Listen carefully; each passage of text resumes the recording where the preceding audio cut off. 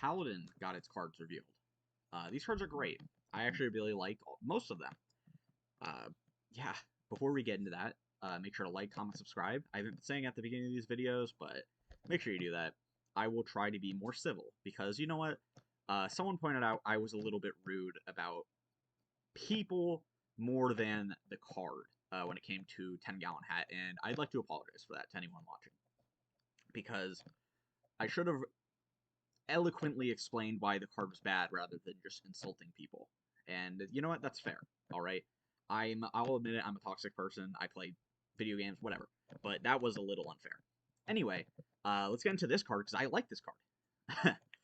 Paladin got a lot of really good and really fun cards this expansion. I will definitely be playing it uh, when it comes out. Anyway, Spirit of the Badlands. 3 mana, 3/4, Undead Beast, Battlecry. If your deck has no duplicates, get a permanent Mirage. What the Mirage is at the start of your turn, transform into a copy of a minion in your deck, and then it stays in your hand because it's permanent. This is really good, actually, this effect. If this were more expensive, you would probably be like, oh, whatever, it's just not that very good. But the fact that it's only 3 mana to effectively have duplicates in your deck is really good. This card just instantly makes the cut in Reno Paladin, no question whatsoever. This card is playable. Showdown, 2 mana spell.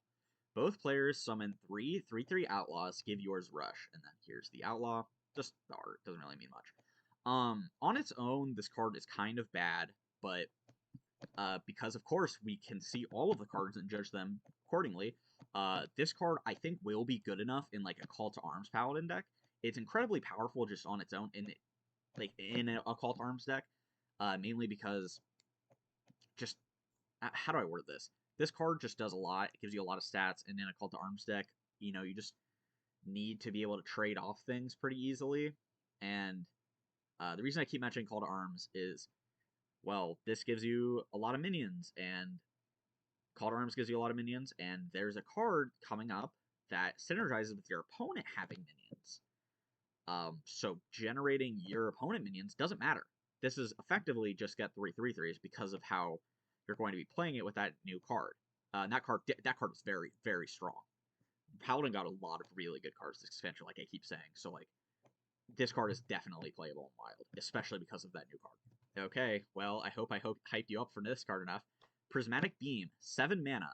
Deal 3 damage to all enemies, cost 1 less for each enemy minion. This card is crazy good. As long as you're playing this for 3 mana, it's a good card. At 4 mana, it's not very good, but like, it is an incredible card, especially because of Showdown. And if you play this for 0, dude, right?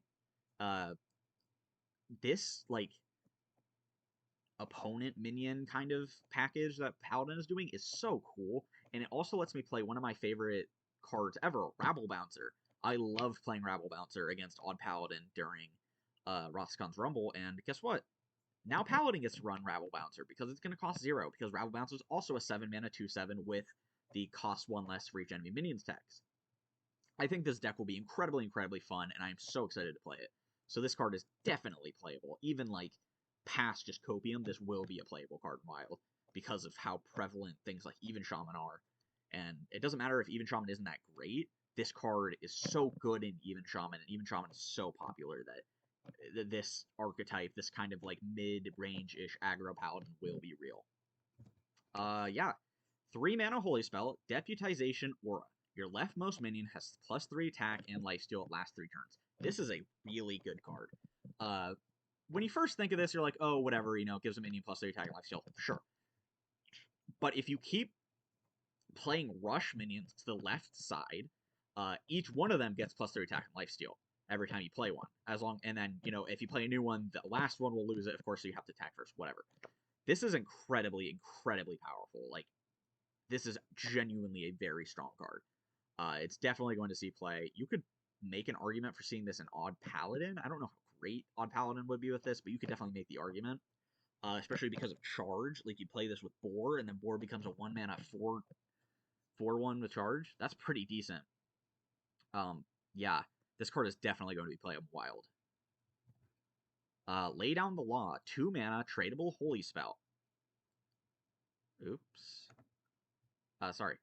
Set a minion's attack and health to 1. Quick draw, then deal 1 damage to it. This card might not be amazing in Wild, don't get me wrong. You're going to play this probably, and definitely like in Arena Paladin you're playing this. But the fact that it's tradable and quick draw is incredible. Like, this is genuinely good. This also makes Flint better, because it means that Flint has an easier time, you know, dealing with a board. And there's already, like, a lot of theory crafts about, like, Flint, bounty board, and, like, the new Mage Legendary, or To the Front. And I think that's not actually terrible, right? Those combos. They're genuinely not that bad. So, yeah, I'm pretty excited for quick draw to come out. It seems like it's going to be a fun mechanic. It doesn't seem like terribly strong, but it definitely seems fun. So yeah, this card probably makes the cut in Reno Paladin, but I don't see it making the cut anywhere else. But yeah, definitely playable. Hi-Ho Silverwing, 2 mana, 2/1 dragon, Divine Shield, Death Rattle, draw a holy spell. Holy dude. Like, look at these cards for Paladin. They're all consistently good, right? That's the thing.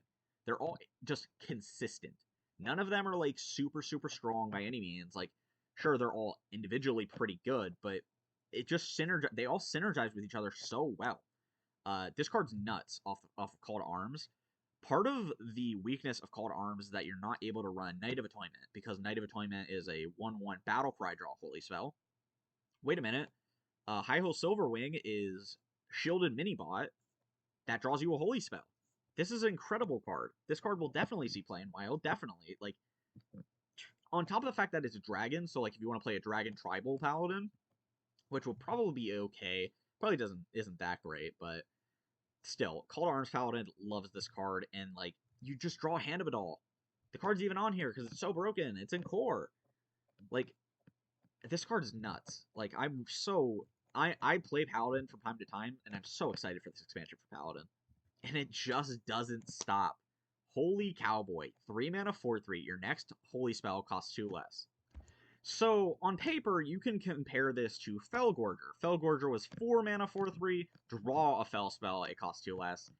Yeah, plus 1 mana to draw a spell. However, it was less flexible, and Fellgorger saw some play.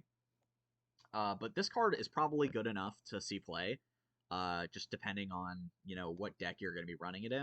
I keep mentioning Call to Arms Paladin. This probably doesn't fit in that deck, especially because Call to Arms. If Call to Arms were a holy spell, you would play this. It would be nuts.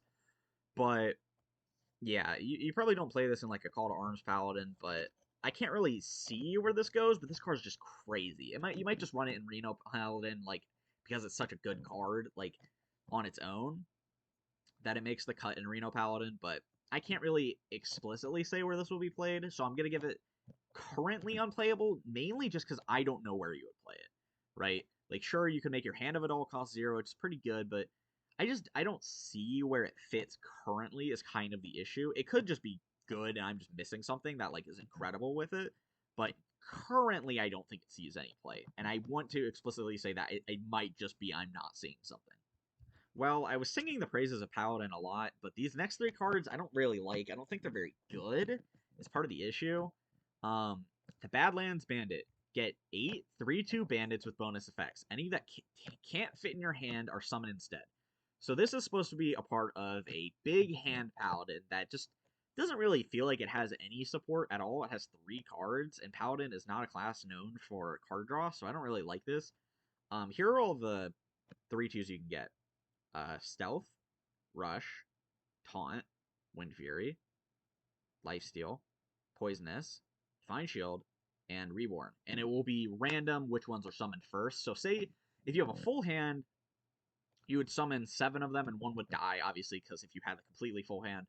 But if you had 9 or 10 cards in hand, 1 of them would go back to your hand.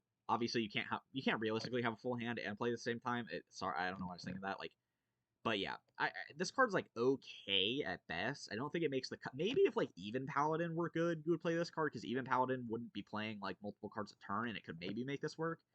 But Even Paladin hasn't been a thing since, dude, I don't know when. Like Witchwood was like when Call to Arms first got nerfed was when, like, last time Even Paladin was the thing. So I don't think this card is very good. I think it's probably unplayable in Wild.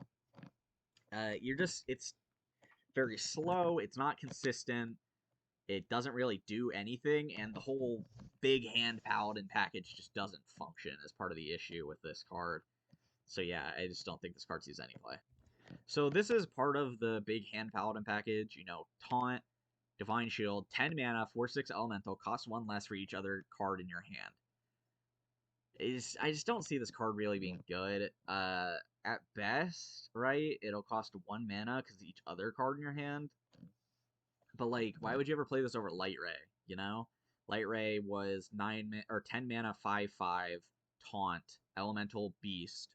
Every time you play a paladin card, reduces cost by 1, and Light Ray could get double tutored by Curator because it was an elemental beast. This is just an elemental, so you can't double tutor it from Curator. I don't really see the purpose of this card. It's just significantly worse than Light Ray. And there's not really any way to synergize with it. There's no Paladin is notorious for having bad card draw. I just don't see this card seeing any play whatsoever. Lawful Longarm, Rush, Lifesteal, 5 mana, 1/5, Battlecry, gain +1 attack for each card in your hand. This is definitely the best of these 3 cards because you can just play this, right? If you have 4 cards in your hand, it's 5/5 Rush, Lifesteal, and that's decent enough. So I think this makes the cut in like a Reno Paladin just because it's solid. Don't get me wrong. It's just the big hand archetype is not real, but this card is pretty decent, I will say. So I do think this card makes the cut.